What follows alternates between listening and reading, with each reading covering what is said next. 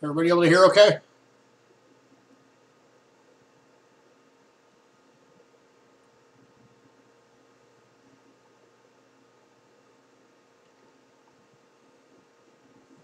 All right, how's everybody doing today?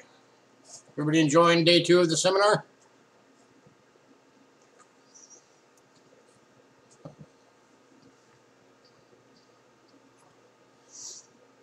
All right, so today we're going to be talking about proof coins. I will have, at the end of the stream, I will have a second clue for you. So I will be giving a second clue, and I will be doing a coin giveaway.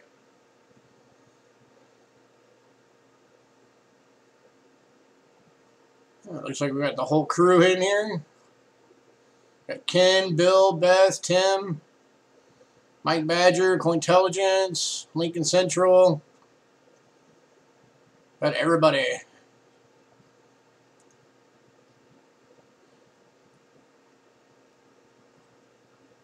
All right. So I'm going to go ahead and jump into everything. I'm going to start off with some light reading, because I want to first give you guys a bit of a history of proofs. So, all right. So preparation of a proof strike usually involves polishing of the dies. They can usually be distinct. Yeah, I can't talk right now. They can usually be distinguished from normal circulation coins by their sharper rims and design, as well as a much smoother fields. The blank area is not the part of the coin's design. That's what you probably know as the field. The dyes for making proof coins are often treated with chemicals to make certain parts, or for the modern proof coins, are often treated with chemicals to make certain parts of the design take on a frosted appearance, with the polished fields taking on a mirror finish. Several other methods have been used in the past to achieve this effect, including sandblasting the dies and matte proofs. Proof coins of the early 19th century even appear to be scratched, but it was part of the production process. The term proof refers to the process by which the coins are made and not to the condition of the coin. Certification agencies can grade and assign numerical ratings for proof coins. A proof 70 coin is the highest grade possible for a proof coin, and it indicates a perfect example, with proof 69 lower grades reflecting some deficiency in the strike, centering, details, or other aspect of the coin. Most proof coins are double struck under higher pressure. This does not normally result in doubling that is readily observable, but does result in the device being struck fully. After being struck, they are separately and individually handled, in contrast to normal coins, which are thrown into bins. Proof coins were struck at the Philadelphia Mint through 1963. 1964 through 1968, no proof or mint sets were released. Instead, special mint sets with a proof-like satin finish was released as the only available mint sets, with 1964 only minting between 20 and 50 sets, most likely as prototypes for the planned SMS sets for the following 3 years. Because during these years, all mints were also ordered to remove mint marks, it is impossible to know at which mint the coins were made. In 1968 to present, all proof coins are minted at the San Francisco Mint, with the exception of some special strike and bullion coins which are minted at West Point. Proof coins were originally minted for testing dies and creating archive coins for historical purposes. Nearly every country in the world has proof coin issues. America's first proof coins were struck in 1818 and were the bust quarter and half dollar. The first proof mintages were so low, pre-1958 proofs are now some of the most desired coins in the U.S. The U.S. had largely stopped striking proof coins in 1916, although a few later specimens exist from 1936 to 1942. Proof coins could be ordered individually from the U.S. Mint. Beginning in 1950, customers could order proof coins only as complete sets. The U.S. Mint also released special proof sets, such as in 1976, when a proof set of 3 40% silver-clad coins, the quarter, half-dollar, and dollar coins depicted special reverses to commemorate the U.S. bicentennial was issued. From 1971 to 74, proof silver-clad Eisenhower dollars were issued in a plastic case contained in a brown wood grain finished slipcase and are referred to as brown Ikes. Proof Susan B. Anthony dollars were struck in 1999, although these proof dollars were sold separately and not included in the proof sets for that year. Some third parties used the cases from other years to create 99 proof sets that included the dollar, prompting the U.S. Mint to advise the public that these sets were not government-issued sets. Proof Coin and Chronicle set was issued for 2009, which included one of each 4 different Lincoln cent designs and a commemorative Lincoln silver dollar, presented in special packaging. Other sets, called prestige proof sets, also contain selected commemorative coins. These sets were sold from 1983 to 1997, except 1985, at an additional premium. As legacy proof sets, the practice was resumed from 2005 to 2008.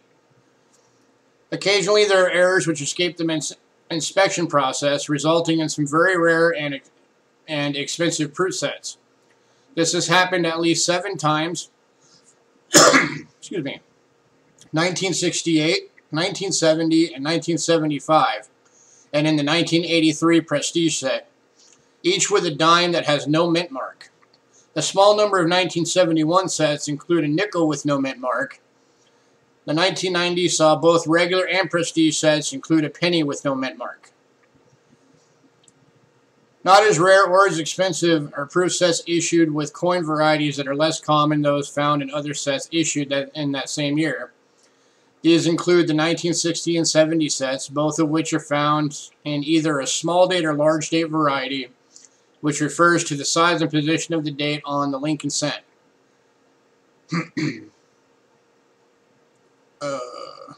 Let's see, the 79 and 81S, each would come with either a Type 1 or Type 2 version, where all the coins in the S mint mark is either filled, also known as the blob mint mark, or clear. 1964 has a design variation where the president's portrait of the Kennedy half dollar has accented hair. You guys saw that one if you saw my stream yesterday, the enhanced hair Kennedy proof dollar. The design was modified early in production at the request of Jacqueline Kennedy to give the hair a smoother appearance. This resulted in the accented hair variety being somewhat rarer and commanding a premium over the regular variety. Since 1992, the Mint has struck proof sets in both silver and base metal. Also, silver premier sets featuring deluxe packaging were offered from 92 to 98. U.S. commemorative and bullion platinum coin and silver coins are also often issued in both uncirculated and proof types, sometimes with different mint marks. A newer thing mints are doing are called reverse proofs. Simply put, instead of the device being frosted on the fields the devices being frosted and the fields being mirrored, the devices are mirrored and the field is frosted. There are also coins that are a mixture of both, such as the 225th enhanced coins, which were mostly frosted, but the lettering was mirror polished.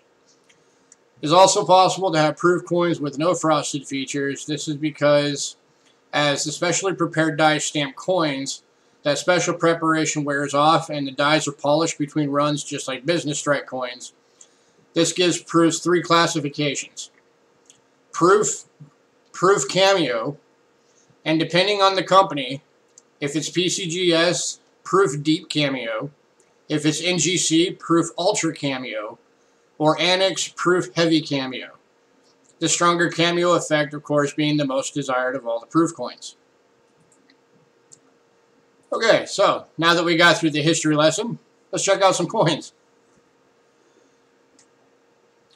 So the coin I got on here right now is from that special release set, the 225th anniversary enhanced edition. And if you can see what I'm talking about, this is one of them that's kind of the mixed, where it's got that nice matte finish across the whole coin. but all of the lettering, and the numbers, and the mint mark are all mirror polished. I'll flip this over. You can really see it on the 1 cent there. That is mirror polished. That's about right.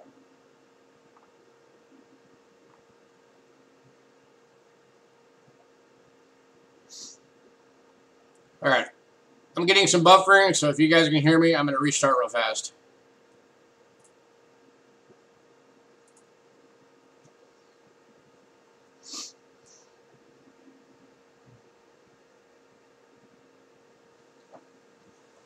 Alright, there we go. Hopefully we can stay not buffering now. This one, and this is the Lincoln cent from the 2017 enhanced set. The 225th anniversary one. It's got that nice matte finish on it, and it's got the mirror polished. This is kind of what I would refer to as an example of a mixed proof, where all the letters are mirror polished, but everything else has that nice matte finish.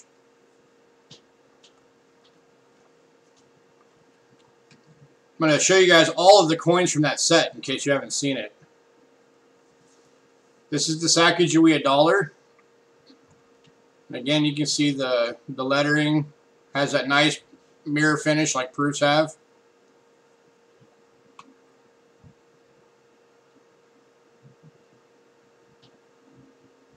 Of course, you got the lights messing with it.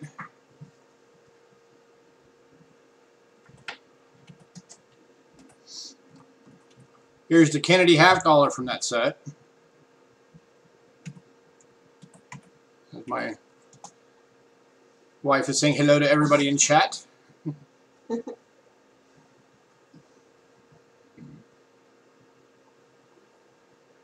know this got kind of met with mixed reviews. I personally think that this set is a beautiful set.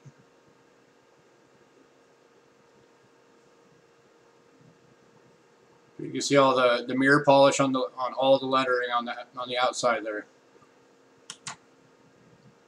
All right, here's the first of the quarters.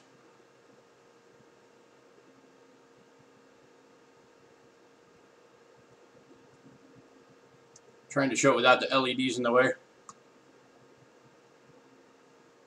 Then you got on the quarters, the outside rim there is all polished.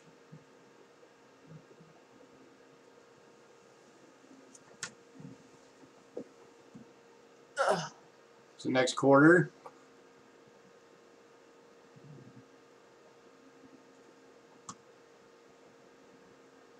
This one's cool because they polished the river. So that river has got a really nice mirror polish, which just makes it look really cool. It looks like it's... Oh. Alright, I'm hitting red, so I'm going to try and take care of that real fast.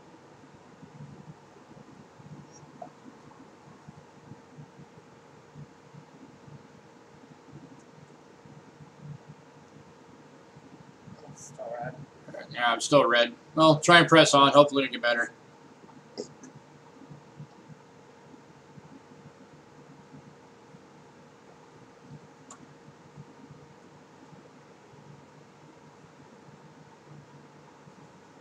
Alright, you guys have already seen the front enough. You don't need to see more fronts.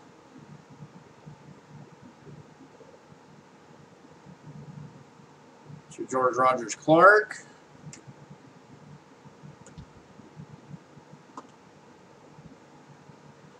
Here's your effigy mounds.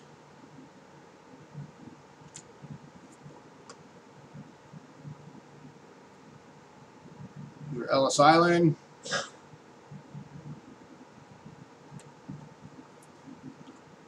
Here's your dime for that set.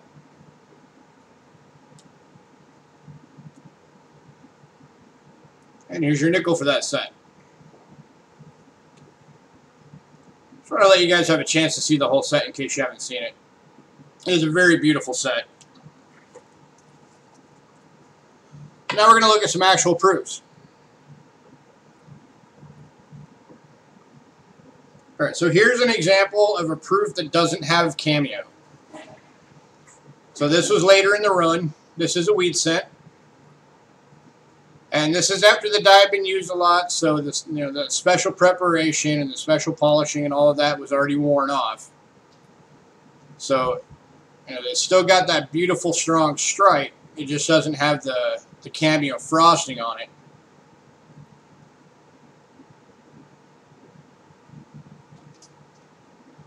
Still a very beautiful coin, though.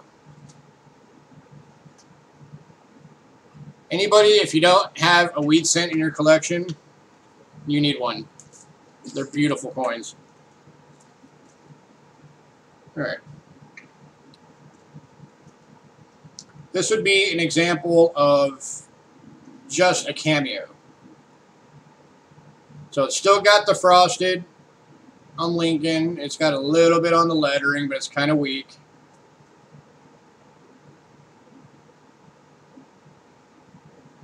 So this is a 1973 Lincoln proof. But you can definitely kind of tell that the cameo is worn off. So it doesn't have that strong cameo. Here's an example of a deep cameo. So one of the presidential coins.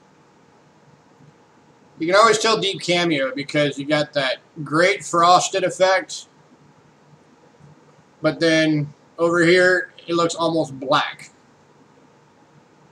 Almost like it's liquid. So that is a very strong cameo.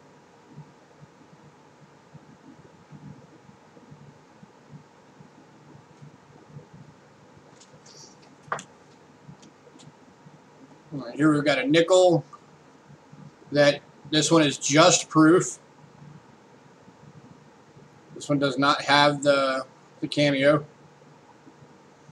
Or actually, this isn't proof. This is actually SMS.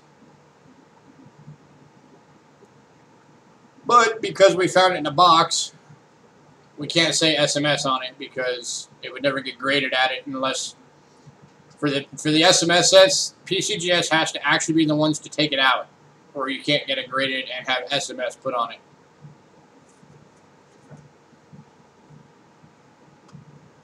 So this is the SMS nickel. But you see how it kind of has that satin finish to it.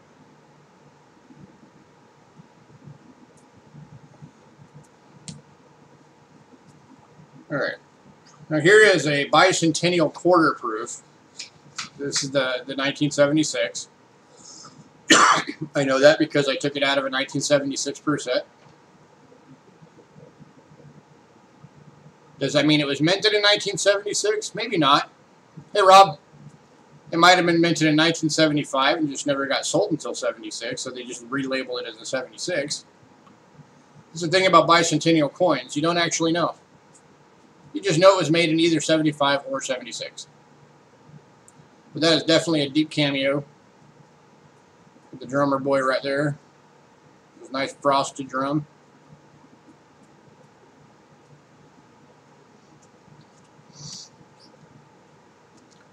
Another presidential coin. This one's what is this? James Madison. That frosting gives the hair really great detail.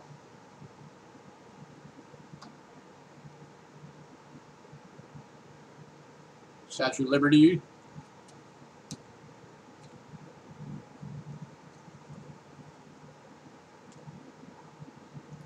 Another quarter. This was a 1983.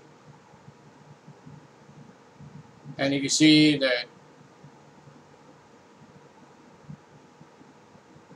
well, yeah, at that angle you can see that you know, you got that frosting against the black. So again, that's a sign of the deep cameo.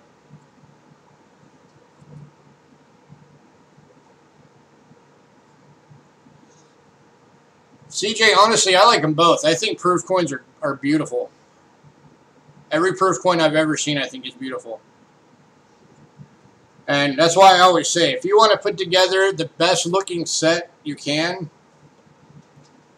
build a proof set. Because if you can get a full proof set, you are going to have a beautiful collection.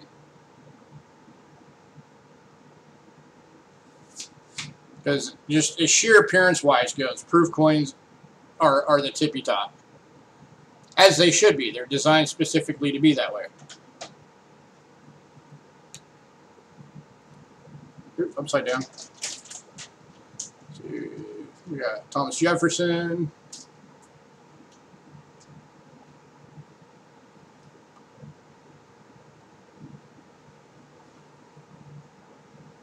So all these dollar coins are examples of deep cameos. See, we got another wheat here. This is another example of one that would just be a proof red, because there is no cameo left. It's a 1956. And again, you'll notice there's no S mint mark on it. That's because this was still back when they were making all the proofs in Philadelphia. And like Ken was talking about the other night, proof coins are really hard to get on camera because they just want to reflect that light right back at the lens.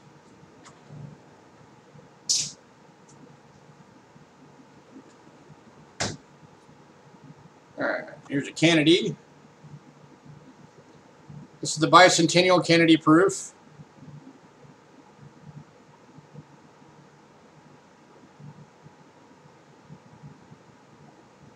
This is a deep cameo.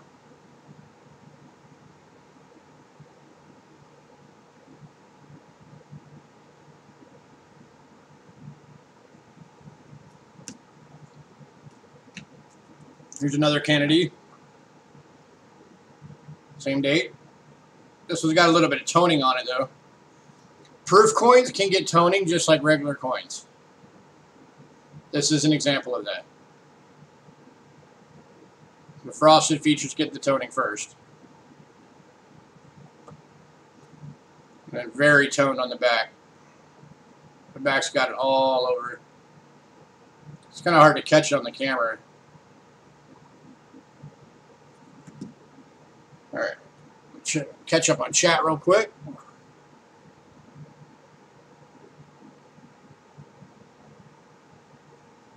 Let's see. Trey found a 56 and a 65 penny on eBay for 13. Was that a good deal? I mean, it depends on what condition they were in. If they were proofs and they still had the cameo on them, then that was an amazing deal, and that would be considered a massive cherry pick.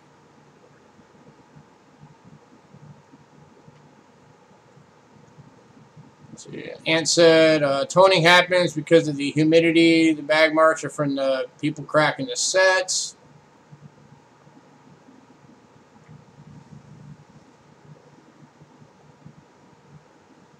Alright, so here's a dime from the 86 set.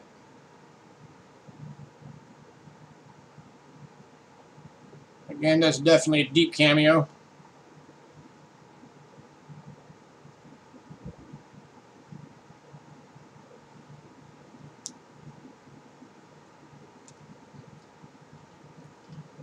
Another dime. This one's from 1976. Or 75, excuse me. Got some cool rainbow coloring going on right there. That actually looks really neat. That's almost like a hologram effect.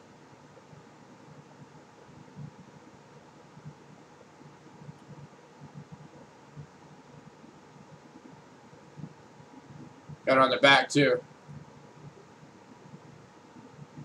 That is really cool. I never noticed that before. That thing's definitely got some crazy coloring going on in the field. That looks really neat.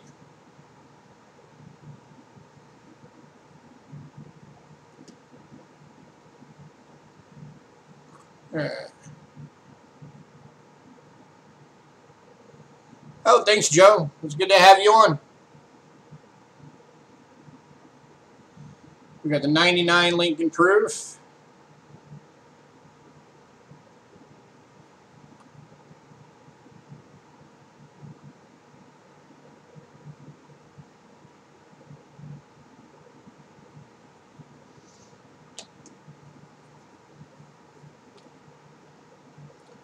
'68 proof.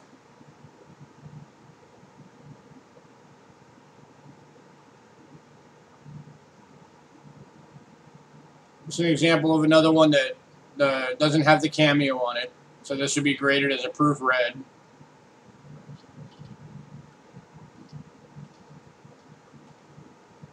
Still looks very beautiful though.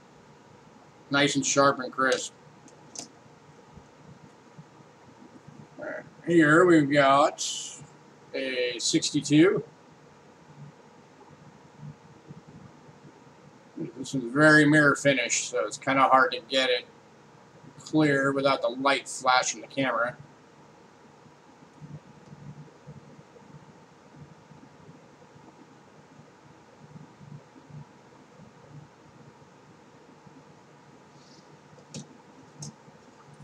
Alright, next up, 63, again without the cameo. This was the last year that the proofs were made in Philadelphia, right here.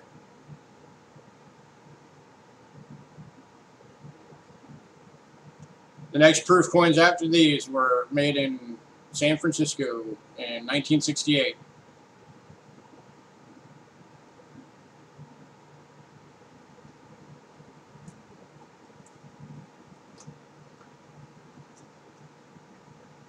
The 2010 proof. Definitely got the cameo going on.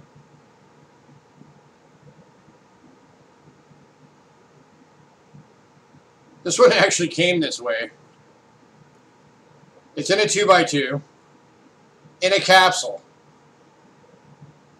Do you think this one is sealed well enough?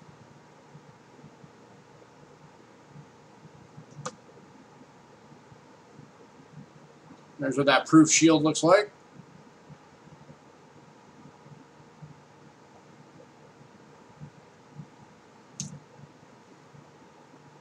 And finish off with another wheat.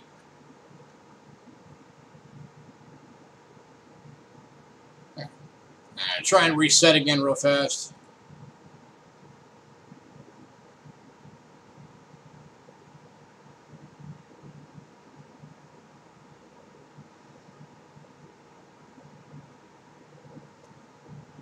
Alright, hopefully that'll hold out. Alright, so here's another wheat. Again, without the cameo.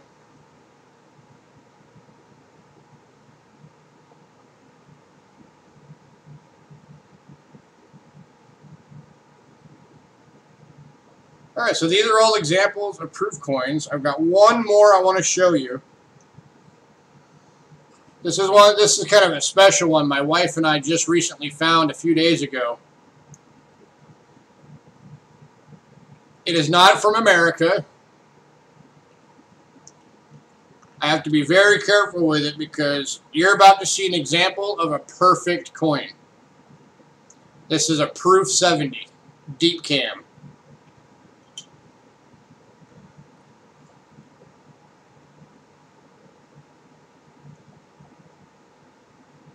Check that out.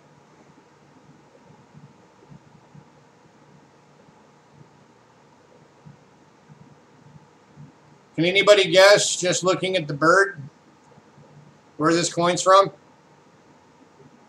Hey, Hidden.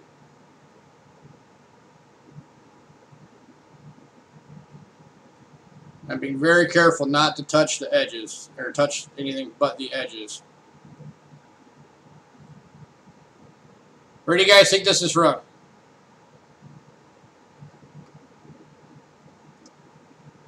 It is not Australia, it is not New Zealand.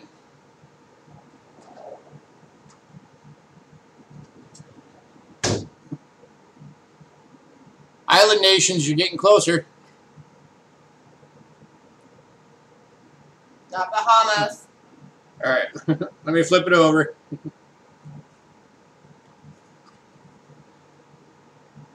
How about now? Anybody know where it's from now? Not Belize.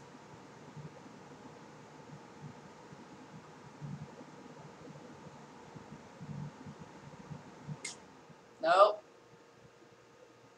Try again. Tortuga. That is Trinidad and Tobago.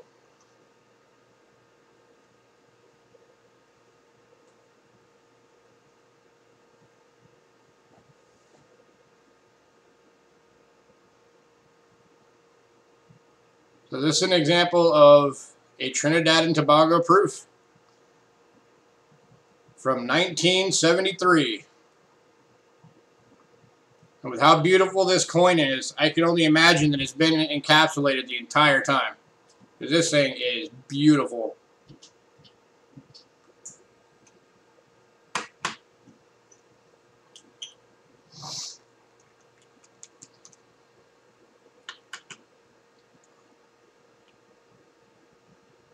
That's in a encapsulation cell. So, alright. So those are some examples of some proof coins. Oh, I had one more I wanted to show you. Excuse me. Oh, where did I put it? Where did I put it? No.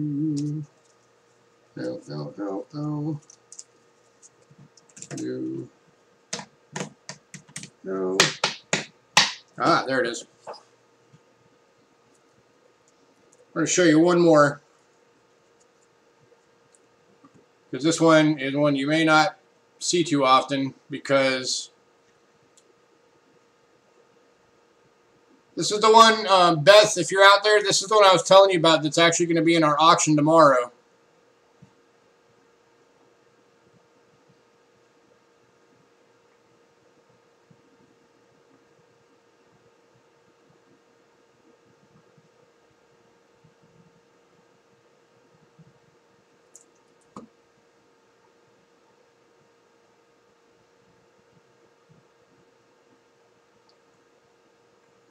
This is from Jamaica.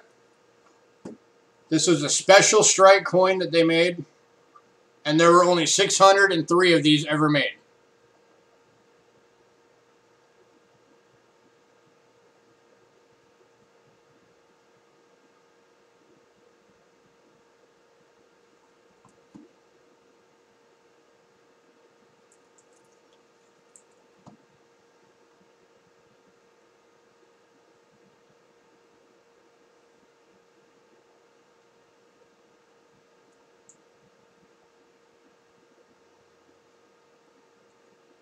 And it is a proof coin. No, Cindelicious, it is not silver. Like I said, the main thing that makes it special is just the fact that there was only 609 of these ever made.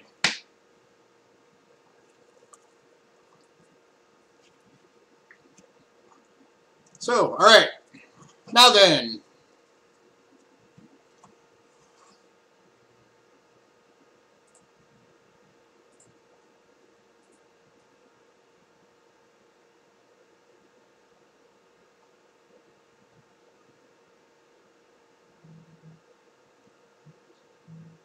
Alright. So, for the giveaway, and then I'll give you your clue. I'm going to be giving away 2 coins to somebody.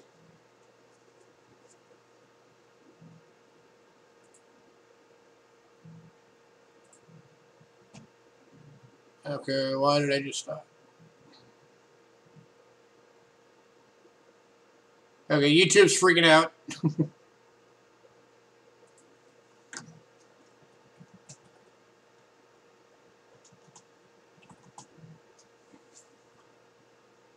Alright. Is everybody seeing me live?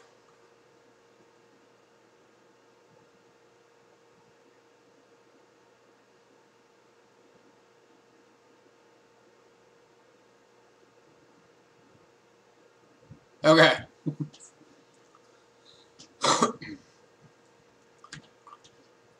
So the 2 coins that I'm going to be giving away today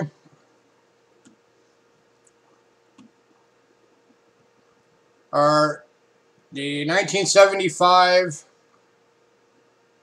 dime that has that cool, almost holographic coloring to it.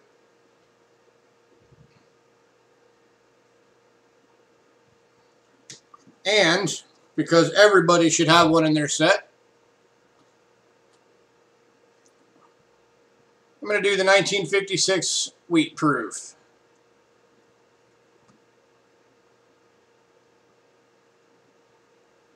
So I'm going to leave that right there just to tantalize everybody. All right, now we're going to do this as a trivia, and the first person who gets the right answer wins. I want to first make sure to point out this trivia does not refer to only American coins. It is all coins in the world.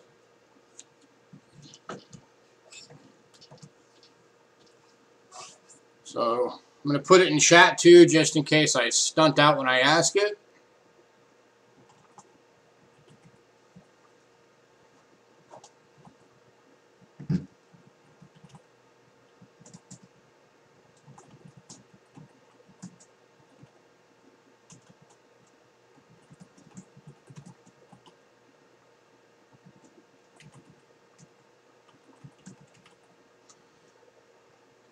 All right, here you go. The first person to get the right answer on this question wins both those coins. It's what metal were the first coins ever made out of?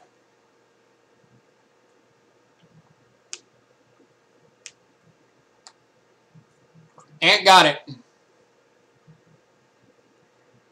Good job, Ant. The first coins were made out of electrum, which electrum was actually an alloy of silver and gold.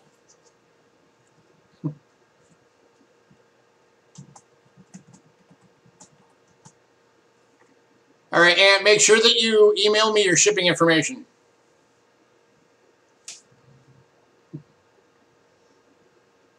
Because those two coins are coming to you.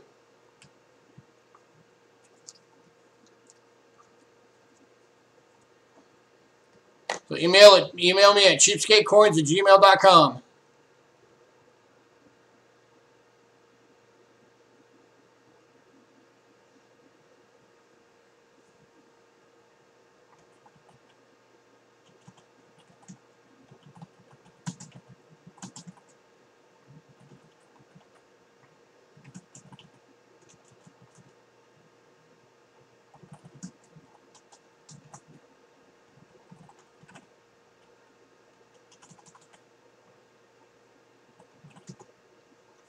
There you go.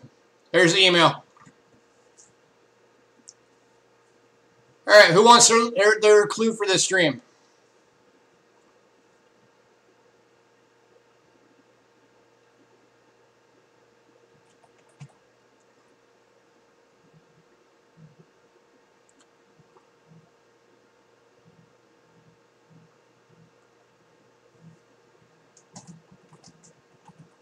All right, your clue is 1914.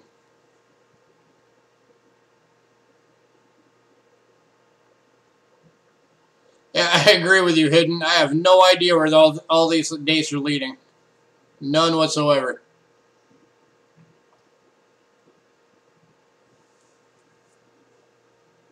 All right, so coming up after me on the hour is going to be Tim Davis.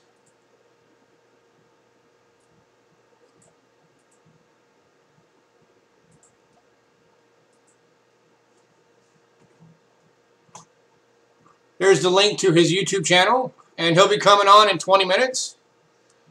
And I'm going to go ahead and say goodnight for right now so that you guys can have a chance to get up, move around, use the bathroom, whatever you got to do.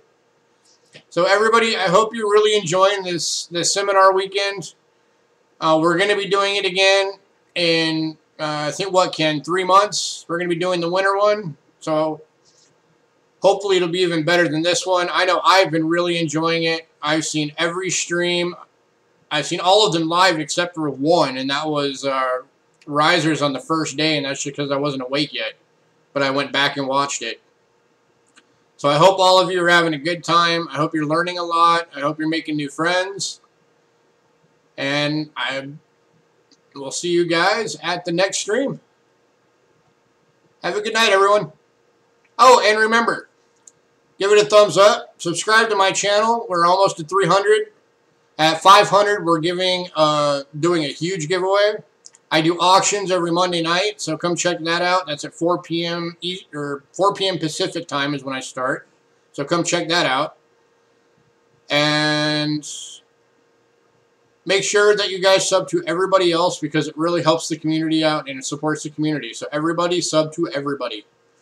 I'm sure you guys have seen me putting that in chat on every single stream so far. But definitely, everybody stream to everybody and have a great night. And I will see you at the next stream.